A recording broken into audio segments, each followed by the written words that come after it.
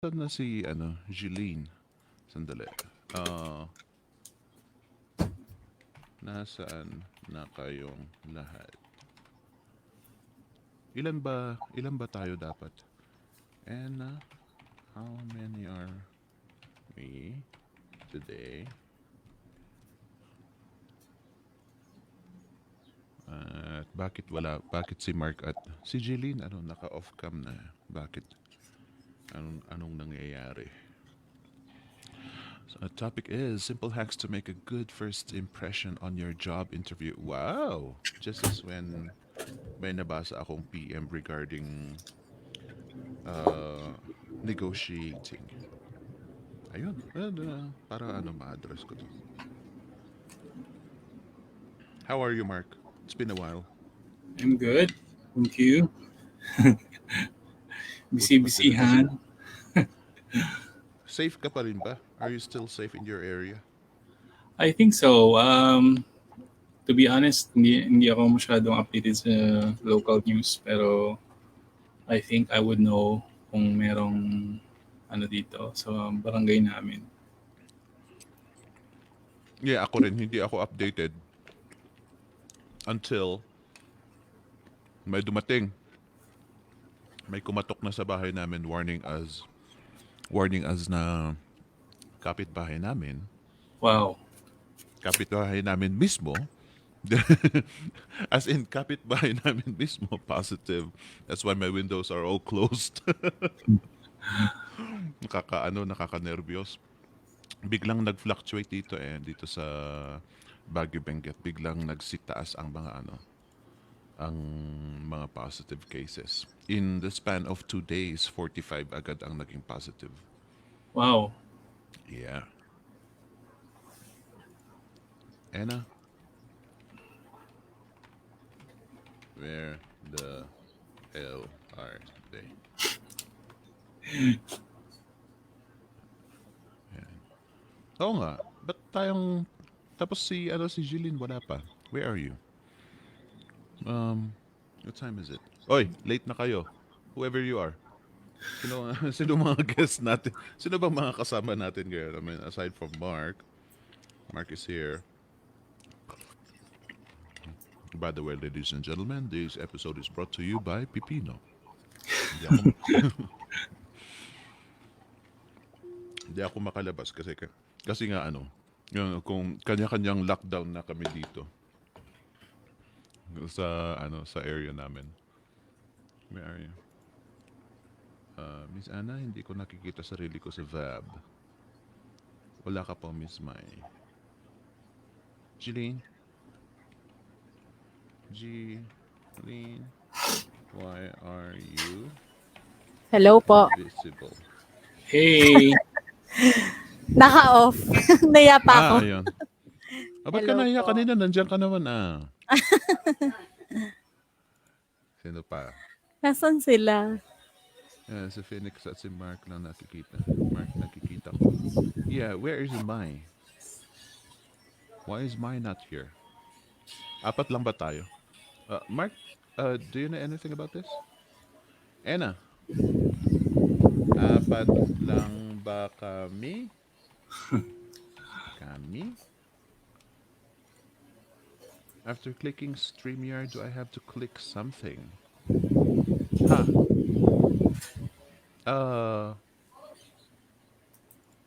Enter meeting? Join the meeting?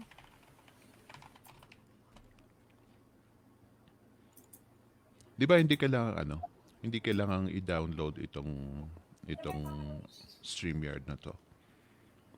No need, right? I'm not Opo. sure. I don't think so. Nag-enter lang ako. Oo. Tapos pasok sa meeting, right? Kasi si May parang mahirapang pumasok. I don't see a button to join the meeting.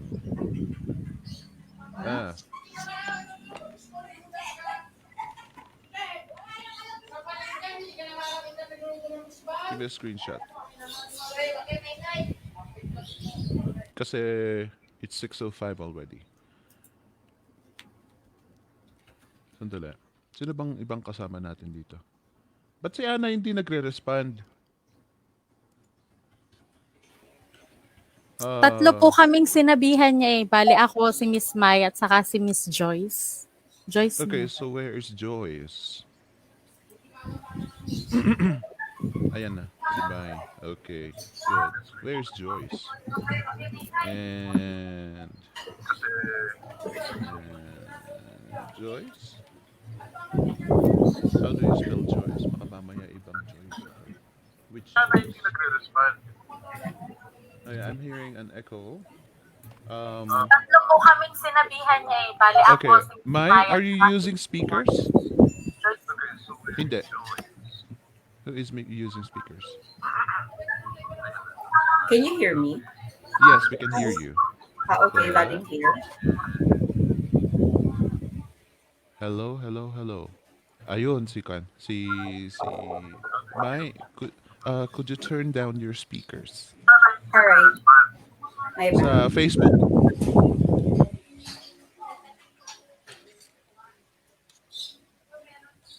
Kasi naririnig natin na yung delay. Or mute your Facebook. And, sino pa? Si Joyce? Si Joyce baka mo, Jeline? Yes po. Nagre-respond ba siya sa group messages? Hindi, Where are you? Jeline, Mai. Yeah, she isn't responding. All right. Anna, start. Kahit apat lang kami. Wala kang konsensya. Yeah. All right. Okay, guys, are you ready? May, Yep. yeah, do you have drinks beside you? Do you have snacks beside you? Or are you okay? Okay lang ba kayo? Yes. Okay, let's start. Where is that? Yung trabaho ni Ana. Nasaan na yan? There you go.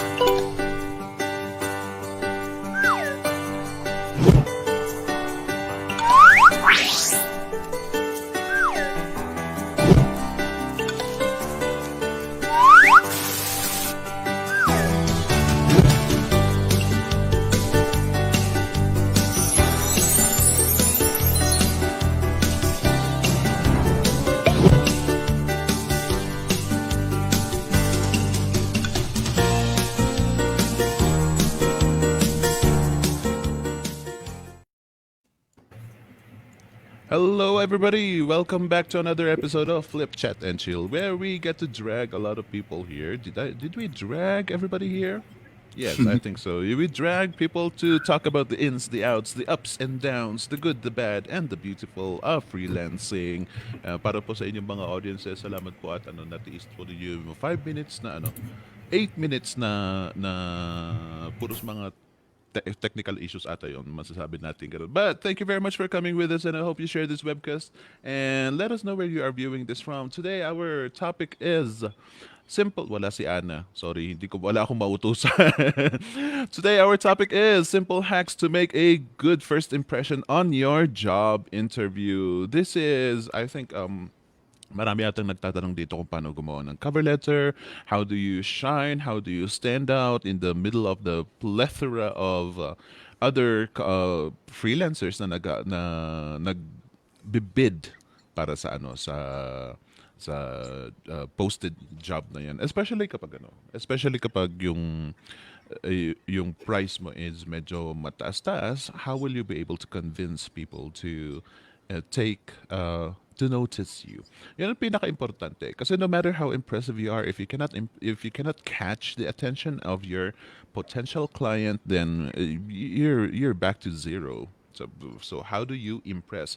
Yan ang topic natin for today. And fortunately, we got some experts here. Sana 5 kami pero parang kulang ata. Si Ana po, absent po sa ngayon dahil nakahiga lang siya dahil alam naman natin kapag buntis, kahit umabsent, okay lang. Yan. No, I'm kidding. Hindi, may nararamdaman si Miss Ana ngayon kaya nakahiga siya ngayon. Nandyan, hindi pa nga mag-respond sa mga messages kaya talagang wala na. Galit na siya sa mundo.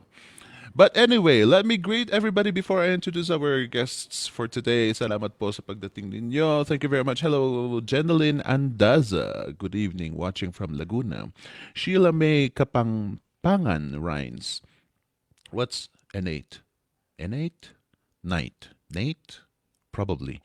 Mai Kabaling, good evening, watching from La Trinidad, Benguet. Ayan, mga kasama ko mga nasa La Trinidad, nagsikulungan na sila dahil medyo tumaas ang count, ang mga positive counts namin dito.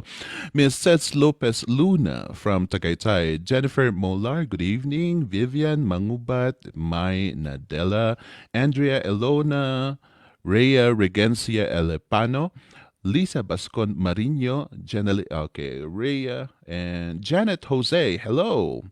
And sino pa? Mahar. Buti naman dito si Mahar. Hello, Mahar. Hello, Joel Soriano. And Lenny Babao. Hello, Alex Ginto, as usual.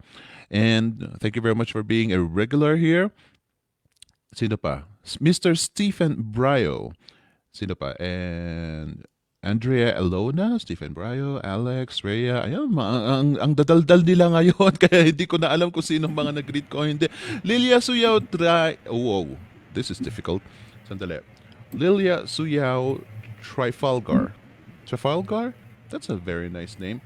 Watching from Cagayan de Oro City. Hello po. Good evening po. And sino pa? Eileen Cruz Manalo. Wow, ito. Where are you? Hello, Jessica Calundan and Blanco Abibiason Benji Anthony. Watching from Iloilo. Napapa-flex ako sa mga pangalan ninyo. And finally, there's this. I don't know how to read your name. I don't read Japanese. Sorry po. And lastly, sarap to. Marianne, and yan, watching from Caloocan, Catherine Purugana. Thank you very much for coming here. And sana po, i-share po ninyo, and I hope that more people will be coming. But right now, let me introduce to you our guest, si Miss Mai. Hello, Miss Mai. Could you please say hi to everyone? Hi. Can you hear me? Yes, clearly. Hi, you can call me Mai, and welcome to Flip. Who are you and why should I be interested? Pardon? Who are you and I why don't should know. I be interested? All right. I am the fourth child of the family, and you should be interested in me because I have been capacitated or I have trained for this. Mm-hmm. I'm not really Very. sure what's happening, but there's some lag in the internet. So I do hope that you will not take it against me. No. Definitely not. This is the Philippines, after all. We know we understand slow internet. We are like the pioneers or the Thank you. veterans of slow internet. So yes, we understand that. It's good. Thank you very much for being with us, Ms. Mai, and hope that we get to discuss more about this topic for today. Thank you. What about Miss Jeline Benitez? Say hi to everybody, please. Hello po, good afternoon sa lahat. I'm Jeline from Batangas. Bali, second time ko na dito sa Flip Chat and Chill. Tapos, magkaklase kami ni Miss Mai sa Hustle. GHC, sa Guided Hustle Challenge last month. Nice. Ngayon, may mga clients na. So, yun. Hopefully, makapag-share kami ng some tips to sa job interview po. Wow, I love that.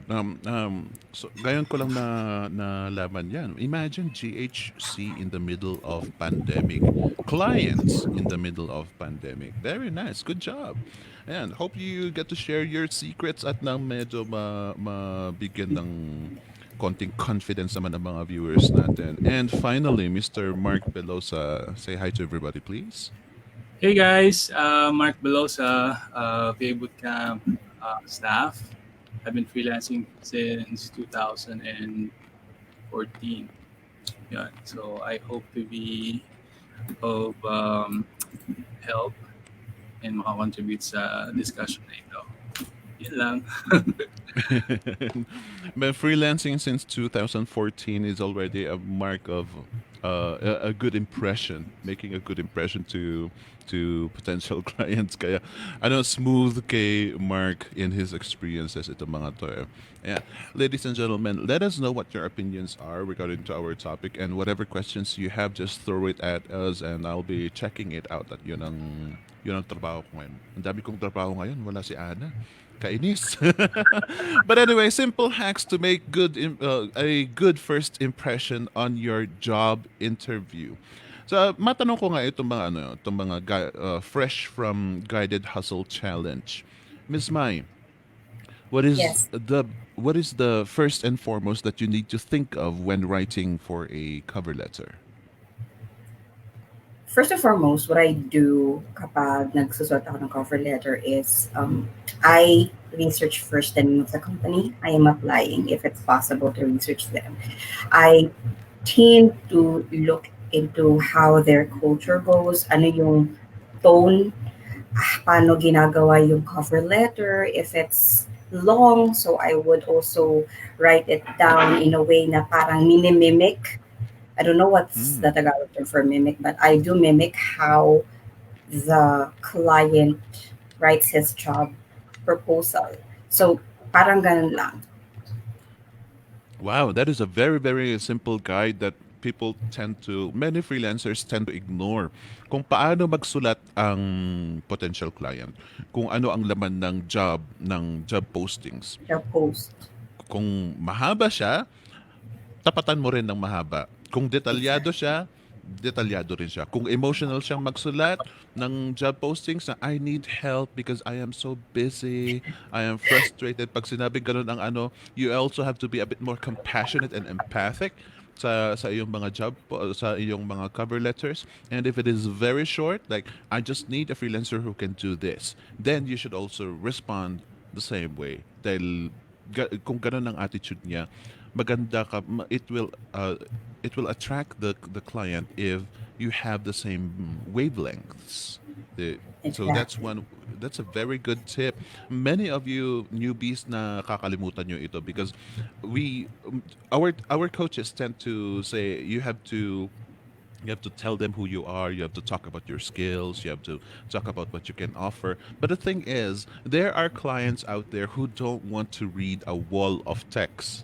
Kaya yung sabi ni Miss Mai, kung ang attitude ng potential client mo is short and brief, then you also have to reset your mind at gawin mong very concise and very brief din ang yung application letter, let's say, or cover letter. What about you, Miss Jeline?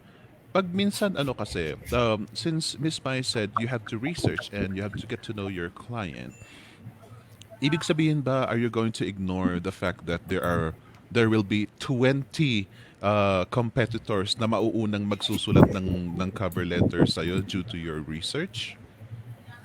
For me, it doesn't matter kung gaano katagal as long as hindi ka aabutin ng ilang days bago ka mag-respond. Pero napakahalaga na ma-research mo first yung pangalan, kung kanino mo i-address yung cover letter. Kung hindi naman siya available, and you can say just hi there or hi client, and Mm. then isa pa pong mahalaga is to follow the rope, yung tinuturo sa VE Bootcamp. And most especially yung grammar natin kasi Ah, napakahalaga din ng grammar. Though we are not a grammarian, we can use apps such as Grammarly, mga ganong apps po para makatulong sa atin. good thing that you mentioned grammar kasi medyo na ano ako, may apat na cover letter na dumaan sa akin the first glance pa lang glaring grammatical errors. Grammatical errors are fine kung yung mga for example yung gagamit ka ng mga semicolon, colon, yung mga ganun, medyo nasa advanced part na yan. So it is fine. But if it is glaring like isa sa mga pinaka malaking weakness ng mga Pinoy is the tenses. The present tense and the past tense. Yun ang isa sa mga malaking medyo mahina tayo doon. Ewan ko kung bakit, pero if it is glaring, you really have to be aware of it. You don't have to be this grammar Nazi, pero at least yung passable ang grammatical error, ang ano mo, grammar mo. Mark, uh how do you be conscious of what you are writing in your cover letter? Sabi ni Miss Mai, you have to research. Sabi ni Jeline, you have to be careful with your grammar. So how do you be aware of this? How do you keep yourself parang alert na, uy, may grammar error? How do you self-check? Um, I'm not sure if this is applicable.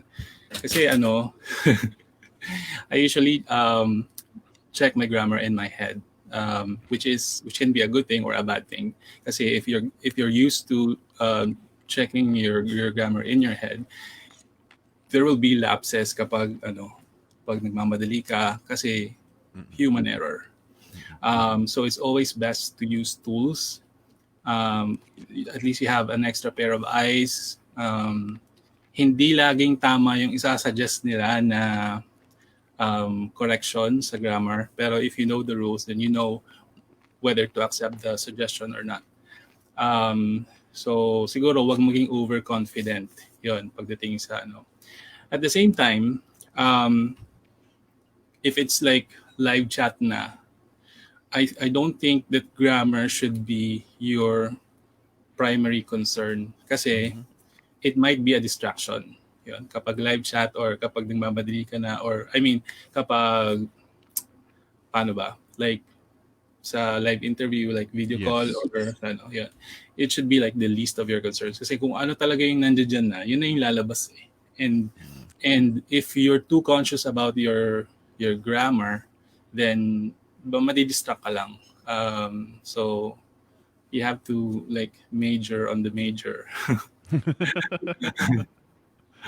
I agree. I most definitely agree. Dahil yun nga, ang mahirap sa ine-emphasize natin ang grammar,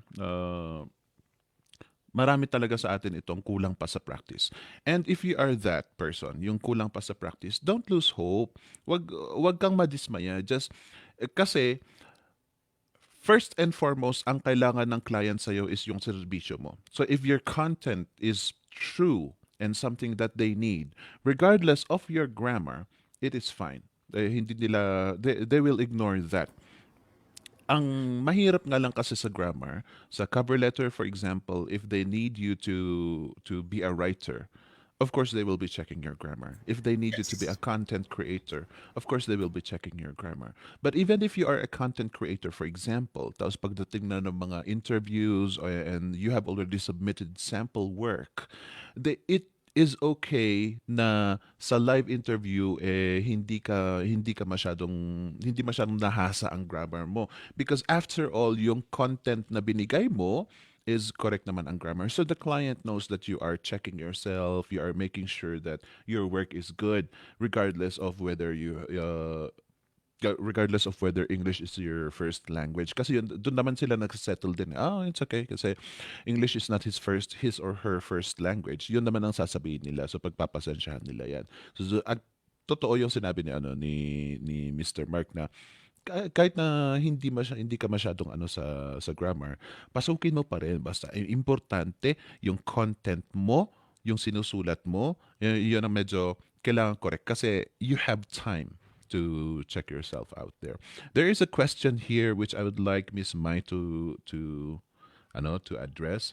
Is it okay kung first nakita mo 10 to 15 proposals submitted? If research pa, then mag-submit ng cover letter, 50 plus proposals submitted na after you research the client. I like this question.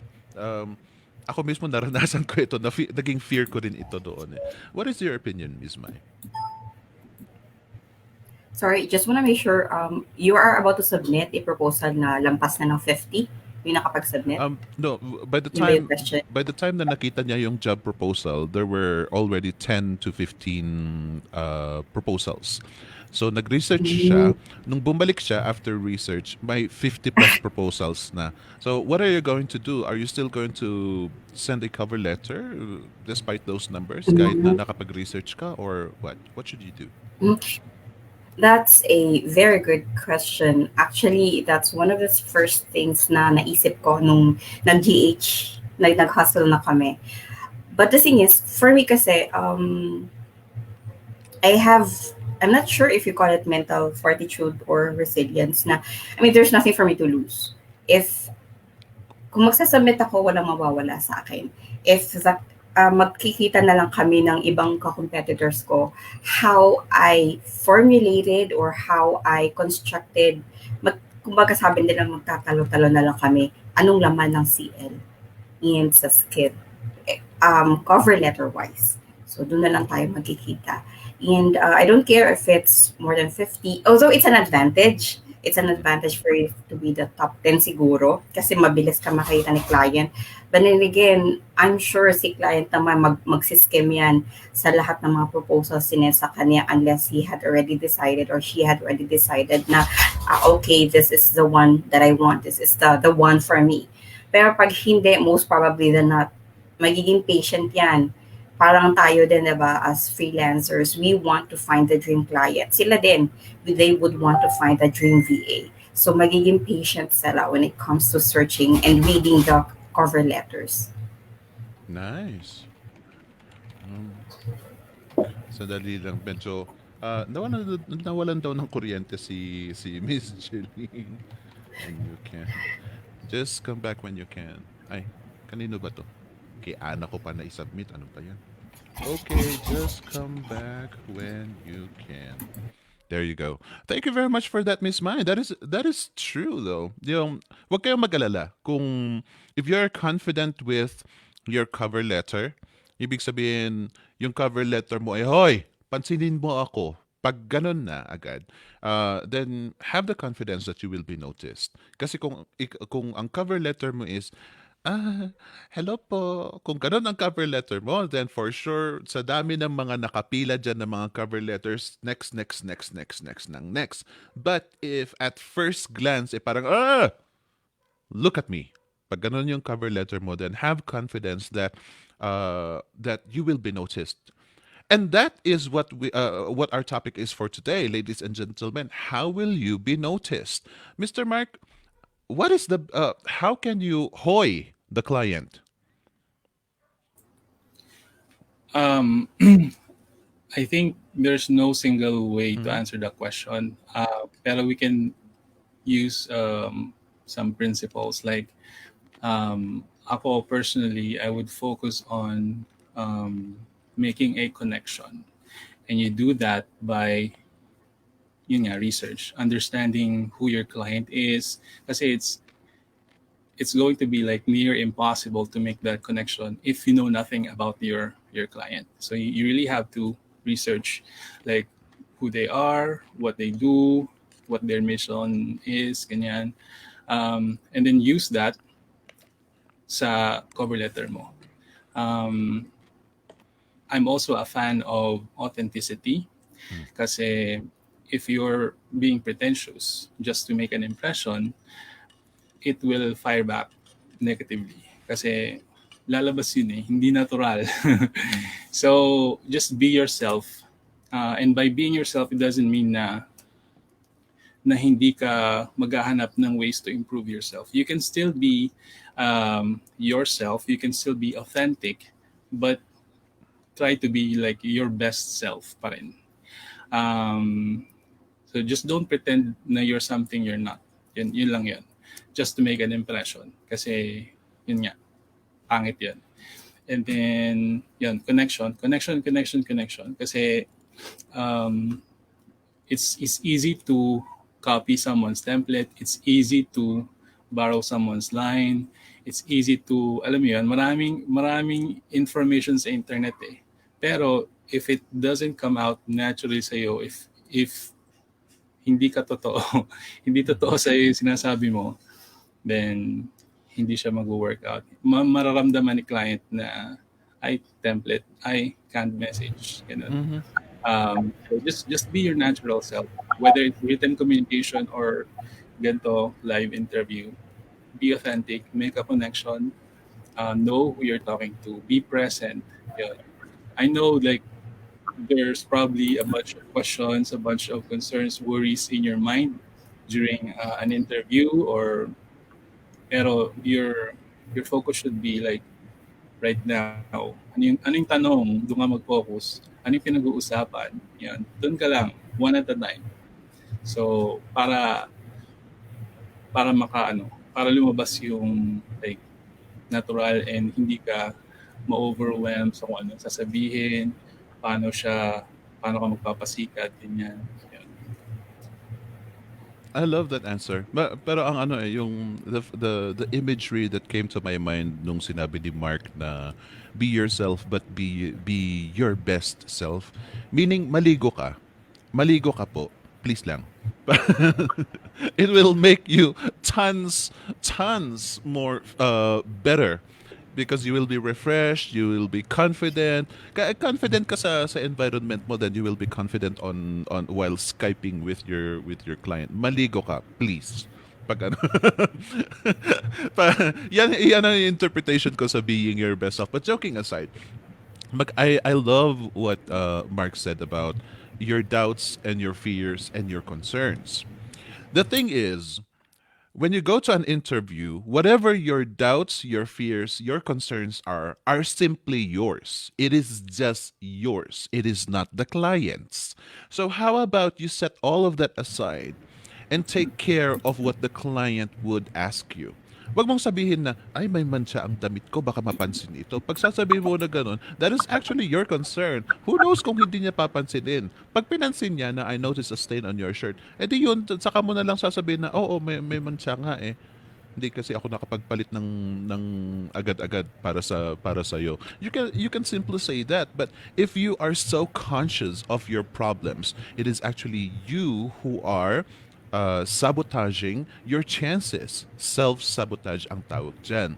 Because all you are entertaining are your concerns, your problems, yung mga papano na mga grammar lapses ko, pangit ang boses ko, hindi ako nakahanda, ang pangit ng skin ko. Those are negligible, to be honest, because what matters to the client is your work. It's simply your work. Wala na silang ibang pakialam kung if nasanay kasi tayo dito sa sa Pilipinas when we go to an interview, physically go to an interview, lalo na kapag dumaan ka sa mga classes to pass like the BPO industry, di ba may mga classes before you apply for that job. Meron silang mga sinasabi na if this is what you did, if you looked to the left, then it means that you are lying. If you look to the right, it means naghahanap ka ng rason mo. So you have to look straight in the eye of the interviewer. Kapag nagganito ka, mali yan. Kapag then that means hindi ka willing. If you are not going to wait for 2 hours, then it means you are not ready to wait for this opportunity of a job. Yun ang training natin eh. Nakagis na natin na ganun na. Yung magpakumbaba tayo, magtiis tayo. So that's why it is instilled in our brain that we are not enough. Always be confident with what you have. Do not look at what you do not have. Because that is what the client wants from you. Ang ano ko lang kasi, ang concern ko, why are we looking at job posts that we are not able to do? Sabi nga ni Miss Mai, mag-research ka. Pero may tanong dyan na, paano kapag nag-research ako, sobrang dami na nang nagastos kong oras para lang ma-research ko itong client, itong job post na ito. Okay, that is a very, very legitimate concern. Dahil pati ako, nagdaan din ako sa ganyan noon. My question to you is, why are you applying for that job that you are not so familiar with? Pag nakita mo yung job posting and you are not really well versed with what they are asking you for, why would you apply for that? It takes so much time for you to research. Find a job where where you will say, "Oh, parang alam ko to ah. Uy, kaya ko ata ito ah." Kapag ganon, with just a hint of hope na masasabi mo na kaya mo yan, yung research mo mapapabilis ng tenfolds. Yung research mo parang in 2 minutes time, oo, maalala ko ito. Nakita mo pa lang dun sa web search yung kung ano man ang nire-research mo, alam mo na agad. So you will have more confidence and you will be speedy in writing and authentic na sinabi ni Mr. Mark. You will be authentic in writing your cover letter and in your job interviews. So para sa akin, as much as possible, look for a job post that actually attracts you. Hindi yung ano to? Paano kaya to? Interested ako dito. Kailangan ko kasi ng work. Hindi ganoon ang attitude mo. Dapat ang attitude mo is, oh, this is something that I can do. Miss Mai, care to add something to that? Yes. Actually, I was asked that question before. So I Mm. answered back with a question. I am still currently working in a corporate, in a BPO.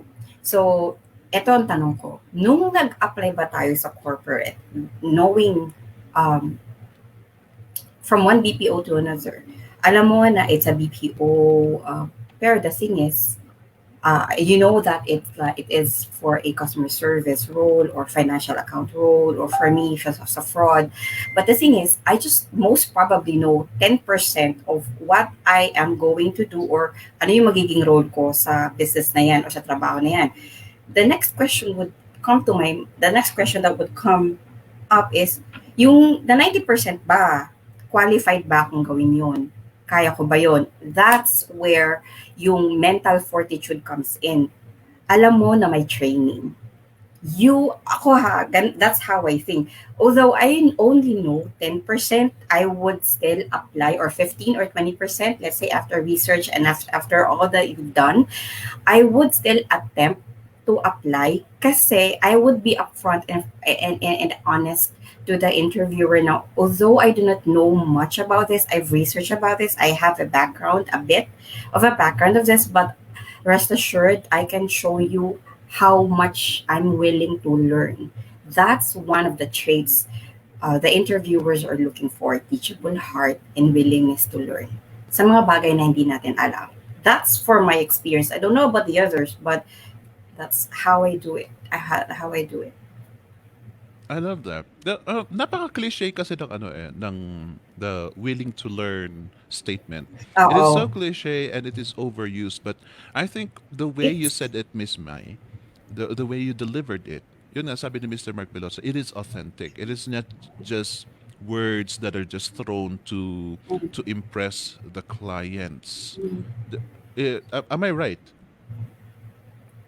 Miss Mai? Am I right with that? yes. Oo, actually. Kasi napansin ko yun eh. Ang dami with, hindi ko na sasabihin na exact people, pero ang dami kasi nagsasabi sa akin na, Miss Mai or Miles, can you help me do the proposal? Or can you help me construct yung resignation letter? Or even, so, ganun din sa yung paano mag-apply sa isang company, can you help me build up my resume? Parang, okay. So, why are you asking me?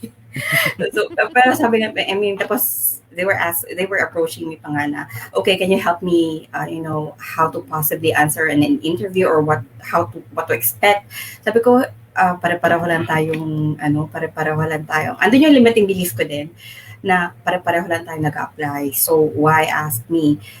So, siguro nakita nila yung confidence ko and how I approach the interviewer when kahit na hindi ako ready, kahit na magtatanong ako ulit, if you noticed earlier, okay, I'm so sorry, can you repeat the question? Ganon, pinapakita ko yung weakness ko kasi I wanna show the interviewer na tao din ako. Although I do have a weakness, I know how to overcome it. That's what the interviewers, sabi ng HR friends ko, yun ang inahanap ng clients.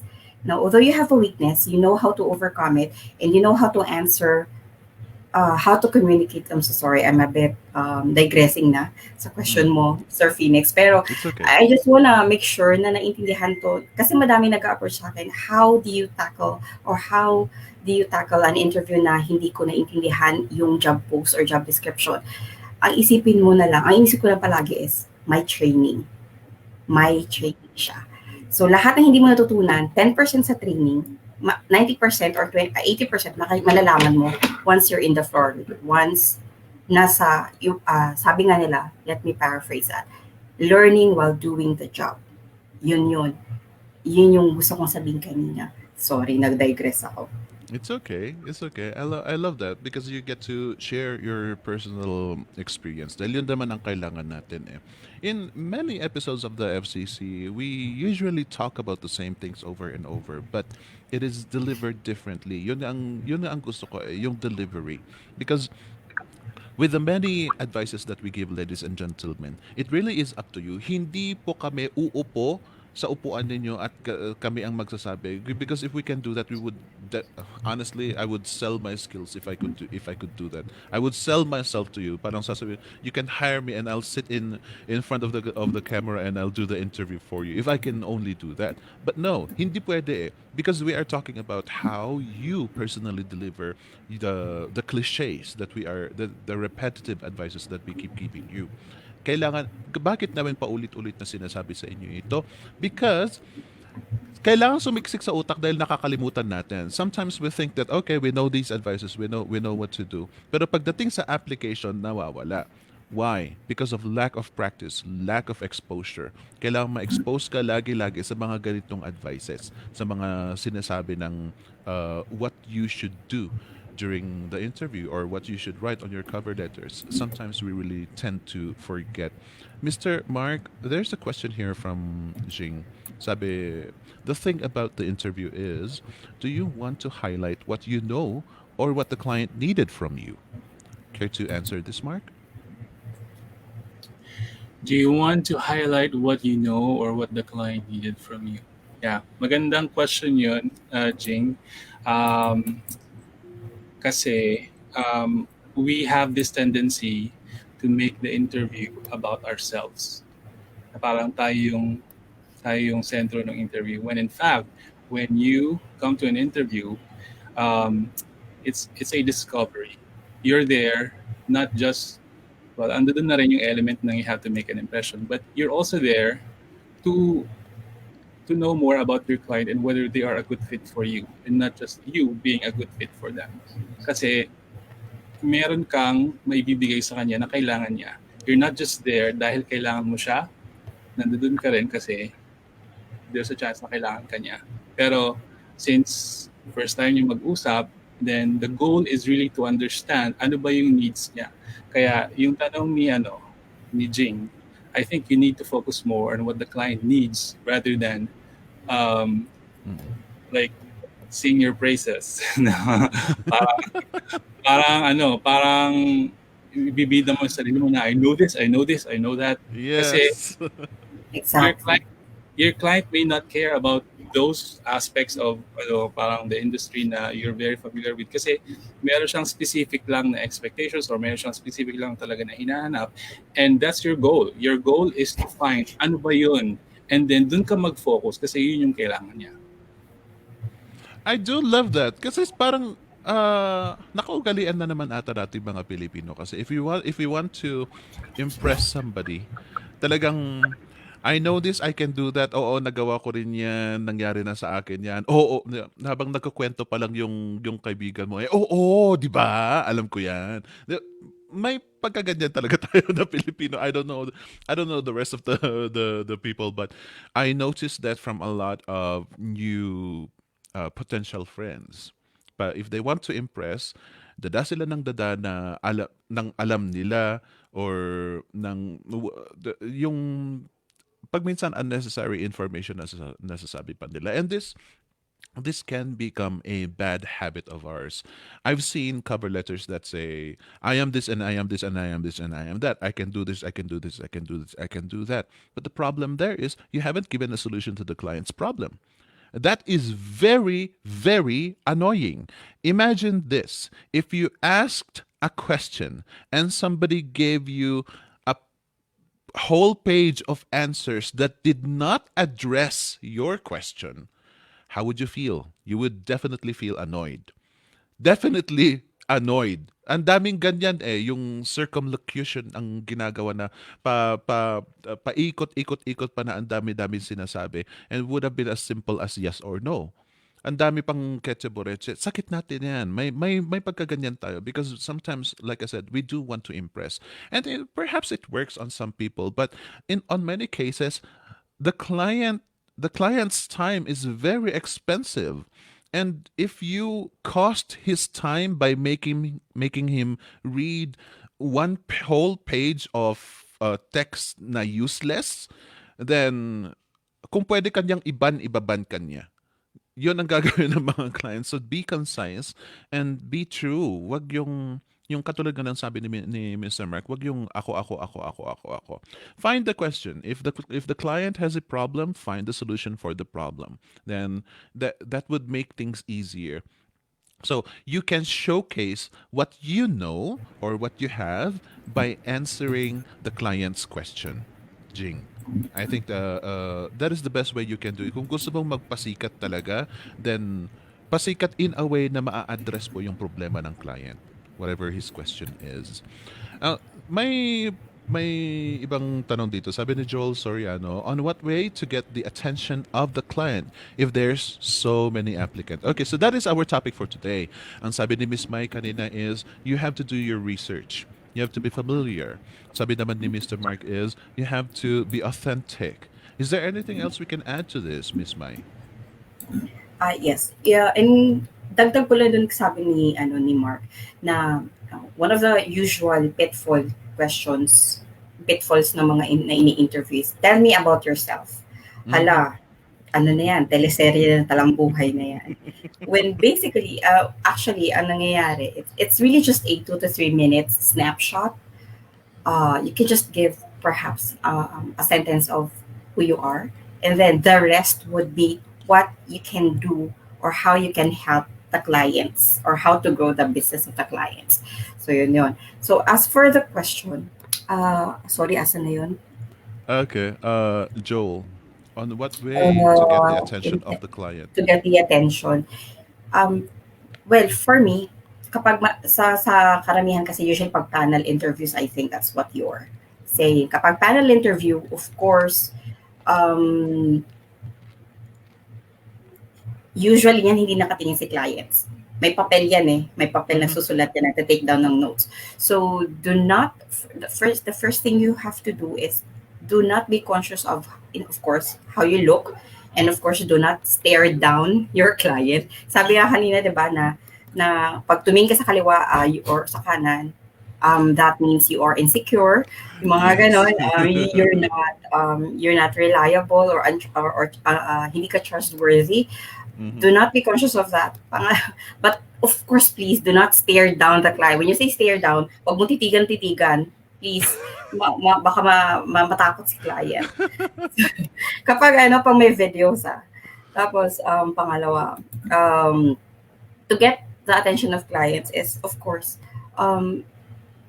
usually kapag hindi sila nakatingin sa'yo, it's how you leverage your voice, your diction, your the rising of your tone, pagbaba nito, yung voice dynamics. Yun ang isang bagay na nakakuha ng attention ni clients. And of course, hindi lang doon, yung laman ng sinasabi mo. Kung kapag may tanong si client, usually, dapat for example, ito yung tanong ni client, sas baback up, ito yung sagot mo, baback upan mo siya ng behavioral situation. What I'm trying to say, for example, tell me about what is your weakness. Ang usual answer ng Pinoy dyan is, nako, I'm really workaholic. That's a red flag. Yun yung usual na na-train sa atin. I'm really workaholic. Red flag yun sa karamihan ng employers. Kasi, ibig sabihin, mag-extend to ng overtime. Magbabayad ako ng extra. And of course, that also means na hindi niya kaya magtapos or mag-complete ng task sa sa time na nakaalat kay client. So kumbaga, you sabi nga mo nga kanina, Sir Phoenix, na you would be wasting as well customer Mm. client, the client's time in a way, diba? So yun, ang Yes. haba na ng sinabi ko, sorry. Did I answer your question po? Yes, I think so. And we continue to answer that question because that is our topic for today. Nga. How to shine, how do you Mm. hoy the client? Kasi nga sa dami-dami ng mga applicants diyan, sa dami-dami ng mga nagbigay ng job proposals. Sabihin mo nang makikipag-compete ka sa 50 plus na job proposals. How do you say hoy? So we do keep on answering this question by Mr. Joel.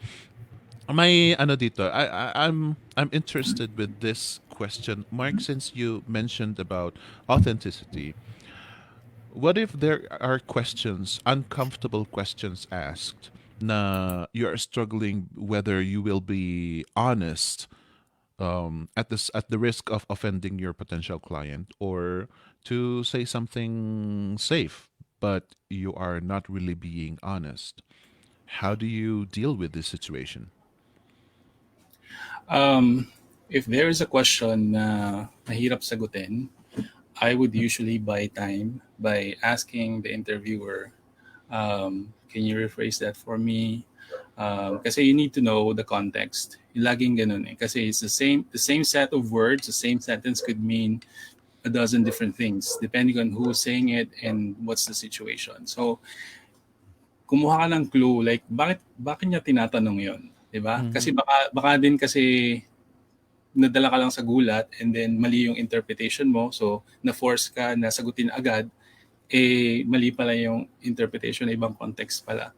So if you're confused or if parang hindi mo alam kung sasagutin or paano sasagutin, you can buy time by asking, can you rephrase that question for me? Pero if it's very clear kung ano yung tinatanong niya and you know na it's something that you can just answer like with a clear yes or no, or let's say if tatanungin niya kung tawag dito, may alam ka pa sa ganito, ganyan, ganyan, ganyan. You can give a concise answer, a short answer, and then follow up with something else na, for example, either magbigay ka ng option, like halimbawa, I don't know this, but I know that. O kaya naman, to be honest, I don't have an experience about this. Can you tell me why this is important to you? Yun, balik mo sa kanya yun. Oh, I love that. Parang ganun. Kasi parang, yun nga, you're there not to make it about you eh. You're there to understand the client. Just make them feel na, okay, this guy is really here to help me solve my problem. He's listening. And ma-appreciate niyo yun. Pwedeng hindi niya matandaan yung actual na sagot mo, pero matatandaan niya yung naramdaman niya na, uy, taong kausap to. Ganon. Kasi you've made a connection. And siguro, dagdag ko lang dun kanina, kasi I think this is important, dun sa how to get the client's attention. Malaking bagay yung research. Malaking bagay na alam mo talaga yung ina-applyan mo. And just to cite an example, so, nag-apply ako dahil sa isang parang marketing job, ganyan. I don't know a lot about SEO and stuff. Meron lang alam mo kung konti. Pero the rest of the tasks, parang alam ko kaya kong gawin and kaya kong aralin. And then somewhere dun sa job posting, may sinabi siya na, I know I'm really looking for a unicorn, meaning this is impossible. This is an impossible ask. Kasi ang dami. So, ginamit ko yung sentence na yun. I paid attention to the job posting. I really read it word for word. And I used it as my opening line. Have you found your unicorn yet? Kasi the job has been posted for a couple of weeks and I'm not sure kung nag-ahanap pa rin siya. Ganun. So, napansin yung application ko. I wasn't hired kasi pwedeng hindi ako good fit or whatever. It doesn't matter. At least nakuha ko yung attention niya. Kasi I paid attention dun sa job posting. I read word for word. And another tip siguro, in the interest of time, find some common ground kasi mahirap makipag-usap pag hindi mo pa na-establish yung rapport.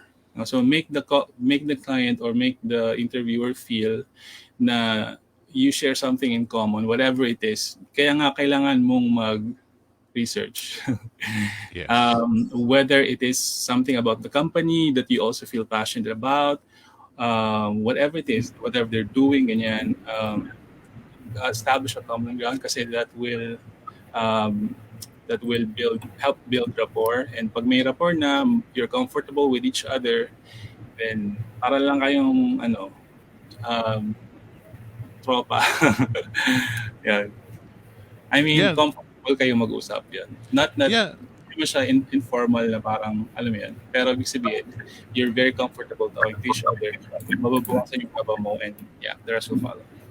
I like that. We have a tendency to settle for sir or ma'am pag nag-a-apply tayo, pag nagsasubmit tayo ng cover letter. One of the most important things that we would love for newbies to put on practice is sinasabi naming research, we are not talking about digging so far na kailangan mong ma-memorize ang organizational chart ng company. No. One of the biggest one of the biggest things that you can do is to know the client's name. Huwag tayo magsettle ng sir and ma'am kasi sa atin lang may impact yun. Sa ating mga Pinoy lang may impact yun. Sa kanila, it would serve you well further if you address them by their names. Yun yung sabi ni Mark na on the level na kayo. Walang sir, walang ma'am. Kung ganon ang attitude mo sa sa paggawa ng cover letter mo, then you will be impressive. You will be more impressive dahil ayaw din ng client kasi yung yung masyadong mapakumbaba. It sometimes it annoys them. It's really it's annoying sometimes kapag masyado kang mapakumbaba. So the first step to avoiding that is to know the person's name, know the client's name, and write it there. Huwag kang magsabi ng dear client. For heaven's sake, wag kang mag-dear client. Or to whom it may concern, sir, ma'am, yung mga ganon. If the name is Mark, then say, hey Mark, and then proceed. Good day to you, Mai. Kung yun ang pangalan niya. So that is the thing that I want you to research. Hindi lang yung you don't need to be too intensive on your research, because if you are familiar with the job aspect already, if you are familiar with what the client is asking from you, then you don't need so much research for that. Pag gagawa ka ng client ng cover letter mo dahil nakikipag-compete ka nga sa mga sangkatutak na nagsusulat ng templates dyan, in 1 minute time may 50 plus na proposals na doon. At least man lang sana you try to be familiar with the client's name. Yeah. At yan ang isa sa mga biggest hoy sa sa writing cover letters.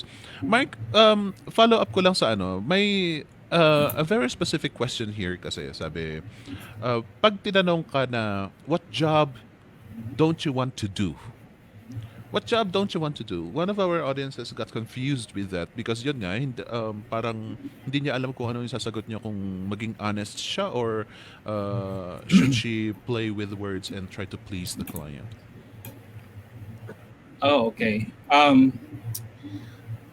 This is me. I mean, personal opinion to don't like It's okay. treat it as. For me, it's really important that you are honest, and by honest, it doesn't mean you cannot be strategic with your answers. Okay, Correct. you can be honest in a way na hindi ka lalabas na mahina or bobo or whatever, di ba? You can be strategic with the way you respond. Pero, yun nga, babalik tayo dun sa authenticity. Don't pretend something that you're not. Kasi, kung halimbawang ayaw mo talaga ng work na kasi you never know kung tinetest ka lang ni client kasi he really wants to identify what you're passionate about kasi he's ready to give you that kind of job, whatever it is that you're passionate about. I think that's what happened dun sa isang interview ko kasi parang marami siyang question and yung pala siguro tinetest lang talaga niya kung saan ako like really passionate na anong kind of work yung gusto ko talagang gawin. So, pwedeng tinetest ka lang talaga ni client. So, it's really important na sabihin mo what you're really passionate about, or if you have zero knowledge about whatever kind of job, sabihin mo na there's something I would want to learn, maybe in the next whatever, ganyan. Pero, yeah, don't pretend na alam mo, or don't pretend na gusto mong gawin kasi mapapahamak ka. Baka mamaya, bigyan ka niyang trabaho, tapos first week pa lang, suko ka na kasi wala ka talagang alam. So, ano lang, nagsayang lang kayo ng time. Yeah, that is so true. Authenticity is the key when it comes to applying for jobs. Whether I think that should apply pati sa offline because we are talking about freelancing here. So may mga questions dito, and most of the questions that you are throwing are the parang the list of questions that are asked generically in a physical interview. So online, when you are freelancing, most of the times they don't really ask that. But if they ask that these questions like tell me what your weaknesses are, weaknesses and strengths, or tell me more about yourself. Kapag tatanungin yung mga yan, it is very simple to answer if you be honest. Kasi pag gagawa ka pa ng script para dyan, baka magkakaroon ka ng grammatical errors dahil sa kakukuha ng script, or yung masyado kang mabilis magsalita dahil memorize mo yung template. Yung mga ganon. And people will know. People will definitely know. The clients will definitely know. Sa dami-dami ng mga ini-interview nila, imposibleng hindi nila ma-detect na nag-memorize ka ng template, nag-memorize ka ng answers. It is, para sa akin it is better that you look nervous than to look fake. Kasi at least when you look nervous, you are honest. But then yung ang dami mong minemorize na para kang nasa beauty contest na 3 pages na minemorize mo para lang what is your favorite room? What is your favorite room in the house? My favorite room is my bedroom because it reminds me of the Philippines. And the Philippines is a beautiful nation. Kapag ganun ka na sumagot. For crying out loud. Do something else. Change your strategy kapag ganun na ang ginagawa mo. All right, everybody. We have reached 7 o'clock. May mga reminders nga tayo. May gagawin kaming bago ni Mark kasi due to Anna's absence, si Mark daw itong mag-explain kasi parang he knows a lot more about the content that we are bringing to you than I do. Siya itong what do you call this? He's more familiar with it. So take it away, Mark. Let me just do the slides and you explain. Sure. So, hey guys. So, so Wednesday, July 29 at 2:30 p.m. meron tayong interview, just success interview with Beverly Rivera Vega. So be there. How a 25-year-old mom of 3 juggled work, studies, and mommy duties to become a successful freelancer. As usual, meron mga freebie na PDF, ganyan. So be there, share the interview para maka-avail kayo nun. And then, yeah, SkillX is back. So I think, if I'm not mistaken, it's April Botton who will be conducting the SkillX. It's like sales training for VA. This is exclusive for VA Bootcamp students.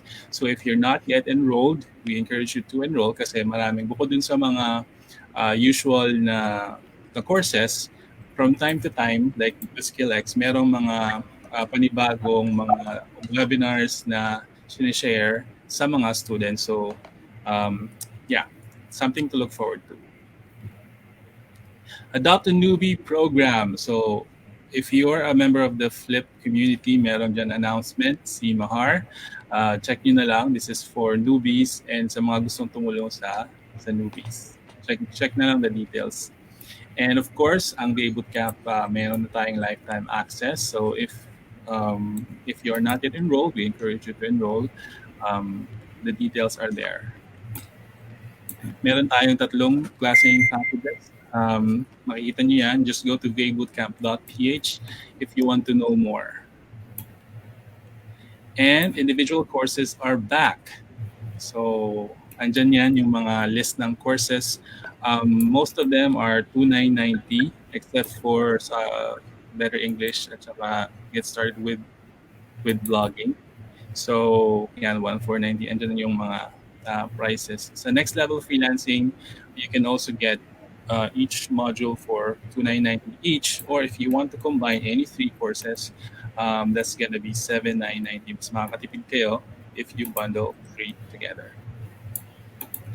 Avail all of these in the complete course at 19,990 and get to join a monthly coaching call by Jason Gulay, exclusive to be able to camp complete students. So ito naman, kung meron kayong funds, then this is like the best value kasi you have access to everything na sinabi ko.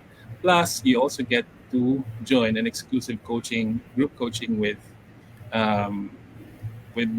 none other than Jason himself. And yes, Alright. thank you for watching. Napakabilis ni Mark mag ano, napakabilis ni Mark mag-promote. Miss Mai, do you have anything to advertise or may pa-shoutout ka po ba? Wala lang naman. Ano lang, just do not give up kasi nga naman kahit na wala pang clients yung iba, you will never get one if you quit. Simple lang siya, pero I mean, logically, you will never get a client if you stop now. So, do not stop. Very nice. Thank you very much, Miss Mai. And Mark, do you have any final words for the newbies? Connection. Focus on getting to know your clients or potential client and connect with them. By the way, mag-guest yata ako ulit sa FCC a few weeks from now. So that's something to look forward to. And also, Just Access interview sa birthday ko, August 26. It's still like a few weeks from now, pero yeah, in-announce ko lang. Yay! Whom do you want to interview you? Me or Jason? Or Anna? Pinag-iisipan ko pa. Sige, ikaw mamili. You choose who would want you to interview you sa Just Success. Looking forward to that. And yeah, are you going to be Anna's replacement for the meantime? For the upcoming next FCC? Not sure kung gaano ka regular, pero I committed just for this show and also for 4 weeks from now. May isang topic na. Okay. Looking forward to that. Ayan, ladies and gentlemen, kita ninyo ako hindi ko need to know basis lang po kasi ako dito sa Flip Chat and Chill. So there are some things that I don't really know, and Mark knows a lot more. He's been in the VA VAB staff for a long time. May pahabol dito. I'm going to answer this for nasaan na to? Where's that? How to handle your kaba during the interview? Sabi ni Rhea Regencia Elepano. How do you handle your kaba? Ayan, kita mo na ang reaction namin because it is normal. The thing is, this really is normal. It doesn't really matter whether you are a veteran in interviews or not. But ako ka mismo, who is a host, ninenervyos din ako paminsan-minsan. It happens once in a while. The most important thing is you should know what you can do. You should know what you can offer. Be familiar with all of your skills. Try not to think so much of how you can impress the client. Because by the time that you show yourself, by the time that you present yourself as yourself, sabi nga ni Mr. Mark, maging authentic ka, then that alone will impress the client. It doesn't matter whether you are nervous or not. Pag minsan meron pa tayong sorry, I am nervous today. This is my first time. Meron pa tayong mga pasabi ng ganyan. For me, try to get rid of that as well. Try to get rid of that mag-apologize ka na nervyos ka. Unless pag pinansin ng clients or for example, nahulog mo siguro yung ballpen mo or something, then that's when you can say it. But do not put too much emphasis on it. Every time na ine-entertain mo ang negative thoughts, and anxiety is a negative thought, nervousness is a negative thought. Every time na ine-entertain mo yan, magre-register yan sa utak mo and your body will respond. So if you try to focus on the positive things, positive thoughts, I can do this. I am a good typist. I can communicate with people. I can draw well. I am a good I am a good worker. I am a good freelancer, and yun most importantly nga yung sabi ni Miss Mai, I am willing to learn. I crave for knowledge. Pag sinasabi mo yan sa sarili mo and you focus on that, then there are bigger chances that you will avoid anxiety pag nasa job interview ka. And yung yun nga, our topic for today is how to impress your client. Yung paano ka mag-shine. Ang dami na naming sinabi, research, be brief, kung brief ka, tapatan mo yung client mo, be authentic, try to be on the level with the client, wag yung masyadong sir and ma'am, first name basis ang gamitin mo, because that is where the client will also feel comfortable with you. Alam niyo, sa totoo lang, marami mga clients na kapag sinabi mong sir, parang, no, don't call me that. Ayoko na. So, at that moment, you did not flatter the client. Instead, you made them uncomfortable. Dun pa lang may konting may konting effect na yon sa usapan ninyo. So there you go, ladies and gentlemen. So I encourage everybody to share if you have thought of anything that worked on your part or you think will work, then post it on our group page. Post ito ang alam kong magwo-work kapag sa cover letter, how to impress, how to shine, how to be noticed by clients. Post your experiences or your thoughts. Tignan nga natin kung if it will work, because you know what, sometimes natapos namin ang isang oras na nagsalita dito, pero yung may mga iba na naglilinger pa yung question sa kanila. So who knows kung isa sa inyo, mga audiences, ladies and gentlemen, isa sa inyo ang makakasagot sa tanong nilang yan. So please, I encourage you to write something, post something on our group. Marami po kayong matutulungan. And once again, thank you very much for being with us, and I hope to see you again next time.